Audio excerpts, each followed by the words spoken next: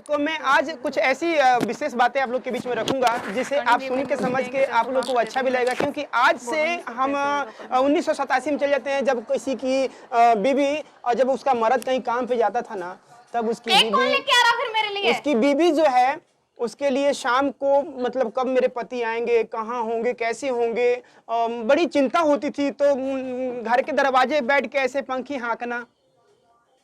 और आज की बात करें, वही बीवी जो पहले हेलो, इतना लेट घर पे क्यों आए हो? कब से मैं आपकी वेट कर रही हूँ, कब से इतना लेट क्यों आए हो? देख रहे हैं, ये आज की बीवी है।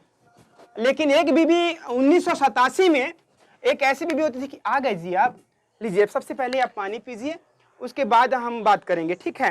तो इस तरीके से क्या होता था कि मतलब अपनी पत्नी अपने पति को काफी ज्यादा मान सम्मान करती थी। भाषण देने की जरूरत नहीं है, बर्तन पड़े अंदर जाके बर्तन धो लो, ठीक है? मेरी तो किस्मत फूट गई कि हम पुराना जमाने में शादी ना करके हम नए युग में नया यूनि लेके अपना आए और नई मैडम से शादी किए।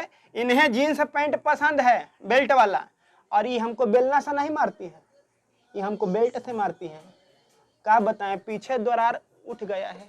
लेकिन छोड़िए, आप लोग अब सोचिएगा कि बेइज्जती उनके सामने ना अपनी सफाइयां देने की जरूरत नहीं है, ठीक है ना मैडम। मैं देखिए, आप समझिएगा, आप लोग समझिएगा। देखिए, अभी भी मैं रिस्पेक्ट से बात कर रहा हूँ मैडम से, लेकिन लोगों को बातें सुना रहे हो और इज्जत से बात कर रहे हो, लोग सुन रहे हैं, अच्छा लग रहा है ना आपको? बदनामी करवा रहे हो मेरी? नहीं, मैं आपकी बदनामी नहीं करा रहा हूँ, आपकी सोच में मैडम, आपकी सोच में फर्क है। मैं आपकी तारीफ कर रहा हूँ। मेरी बीबी तरह यहाँ पे शायद ही किसी की बीबी होगी, और मैं भगवान से दुआ करूंगा कि जिंदगी में हर जन्म मुझे ऐसी ही बीबी ना मिले।